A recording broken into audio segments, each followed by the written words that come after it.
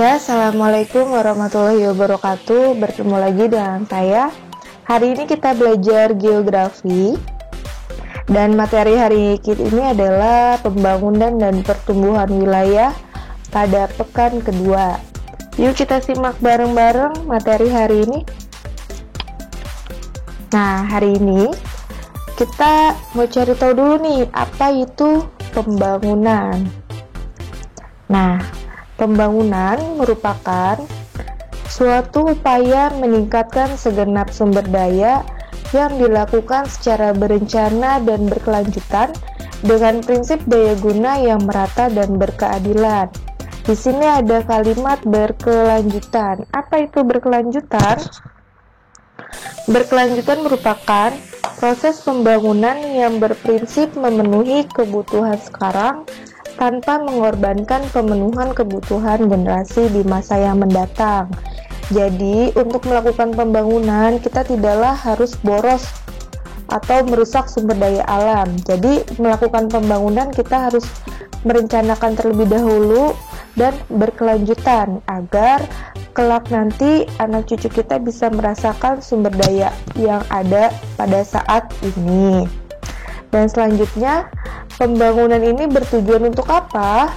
Pembangunan bertujuan untuk meningkatkan pertumbuhan, pemerataan ekonomi, dan peningkatan pendapatan per kapita. Kita lihat sendiri bahwa di Indonesia, pemerataan ekonomi dan peningkatan pendapatan per kapita ini sangatlah berbeda. Kita bisa ambil contoh pada wilayah DKI Jakarta dan wilayah yang berada di Papua. Pemerataan ekonominya tidaklah rata, peningkatan pendapatan per kapitanya juga sangat berbeda. Nah, selanjutnya kita akan membahas tentang indikator keberhasilan pembangunan wilayah. Indikator keberhasilan pembangunan wilayah ini mencakup 3 poin. Yang pertama ada produktivitas. Apa itu produktivitas? Ya, produktivitas merupakan suatu ukuran yang menyatakan bagaimana baiknya sumber daya diatur dan dimanfaatkan untuk mencapai hasil yang optimal. Yang kedua, ada efisiensi. Efisiensi merupakan kegiatan yang berdasarkan besarnya biaya atau bagaimana sumber daya yang digunakan untuk mencapai hasil yang diinginkan. Yang ketiga, ada partisipasi masyarakat. Partisipasi masyarakatnya ini berupa apa? Tindakan manusianya di lingkungannya, kelembagaannya, dan lain sebagainya. Jadi, indikator keberhasilan ada 3, produktivitas, efisiensi, dan partisipasi masyarakat. Nah, ada 3 teori untuk menentukan wilayah pusat pertumbuhan. 3 teori ini saling melengkapi. Yang pertama ada teori tempat sentral. Sentral ini tidak asing buat kita. Biasanya sentral ini tempat yang ramai. Nah, teori tempat yang sentral ini dikemukakan oleh seorang ahli geografi dari Jerman yang bernama Walter Christeller. Walter mengatakan bahwa sentral merupakan pusat bagi daerah sekitarnya yang menjadi penghubung perdagangan dengan wilayah lain. Di sini ada gambar dari teori tempat sentral, bisa kita lihat. Di sini ada titik A, titik B, titik C, dan titik D. Dan di sini ada gambar dari segi 6 atau daerah segi 6. Kalau daerah segi 6 ini merupakan wilayah yang secara maksimal mampu terlayani oleh setiap tempat yang sentral. Kalau titik A, B, C, dan D adalah tempat-tempat yang sentral dalam suatu wilayah. Tempat-tempat tersebut diasumsikan sebagai titik simpul dari suatu bentuk geometris berdiagonal yang memiliki pengaruh terhadap daerah sekitarnya. Ini adalah dari teori tempat sentral yang dikemukakan oleh Walter. Yang kedua, ada teori sektor. Teori sektor ini sangat penting sebagai pelengkap dari teori tempat sentral. Teori August Lotz menaruh perhatian kepada daerah ekonomi Yang paling utamanya adalah munculnya grafik permintaan. Grafik ini menunjukkan adanya jumlah permintaan yang tinggi. Yang ketiga ada teori kutub pertumbuhan. Teori kutub pertumbuhan atau sering disebut sebagai teori pusat pertumbuhan pertama kali diperkenalkan oleh Perroux pada tahun 1955. Teori ini menyatakan bahwa pembangunan sebuah kota atau wilayah merupakan hasil proses dan tidak terjadi secara serentak, melainkan muncul di tempat-tempat tertentu dengan kecepatan dan intensitas yang berbeda.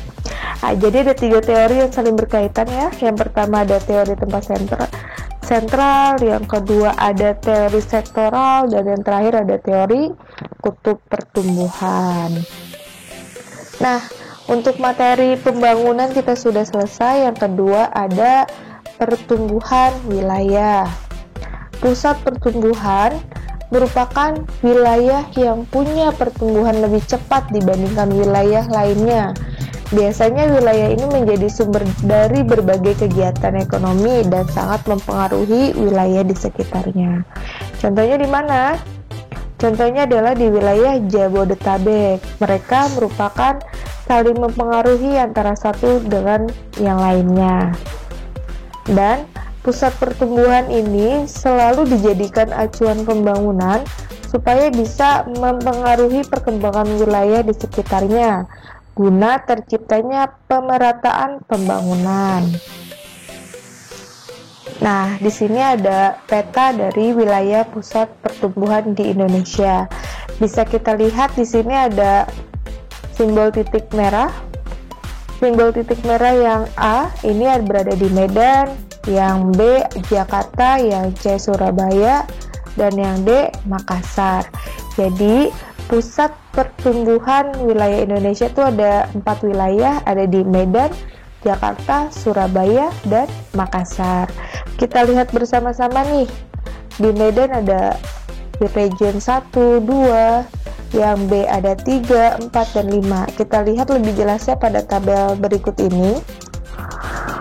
Nah, ini merupakan tabel wilayah pusat pertumbuhan Indonesia. Kita lihat di region 1 berada di pusat pertumbuhan kotanya Medan, wilayahnya ada 1, 2. Provinsi dari wilayah 1 ada Aceh dan Sumatera Utara yang berpusat di Medan, dan wilayah 2 berprovinsi di Sumatera Barat, Riau, dan Kepulauan Riau berpusat di Pekanbaru. Bisa kita lihat bersama-sama ya. Jadi regional pusat pertumbuhan Indonesia ini ada 4 regional, Medan, Jakarta, Surabaya, dan Makassar. Peningkatan kontribusi sektor-sektor tersebut dilakukan seiring dengan terus dikembangkannya kawasan-kawasan strategis di wilayah yang menjadi main prime mover atau pendorong pertumbuhan utama. Antara lain yang pertama ada kawasan ekonomi khusus. Nah, kawasan ekonomi khusus ini bertujuan untuk meningkatkan mobilitas barang, jasa, dan orang dari suatu daerah ke daerah lain. Jadi di sini pemerintah berharap dengan adanya koridor ekonomi, pertumbuhan ekonomi nasional bisa lebih baik, ada pemerataan pembangunan dan daya saing nasional lebih meningkat. Yang kedua ada kawasan industri, yang ketiga ada kawasan perkotaan, yang keempat ada kawasan pariwisata, dan yang terakhir ada kawasan yang berbasis pertanian dan potensi wilayah seperti agropolitan dan minapolitan. Nah, untuk sekian materi dari pembangunan dan pertumbuhan wilayah. Jika ada yang kurang dipahami, kita bisa diskusikan di Google Classroom. Cukup sekian untuk materi hari ini, kurang lebihnya saya mohon maaf. Terus belajar dan berdoa, kita ketemu di pekan ketiga. Assalamualaikum warahmatullahi wabarakatuh.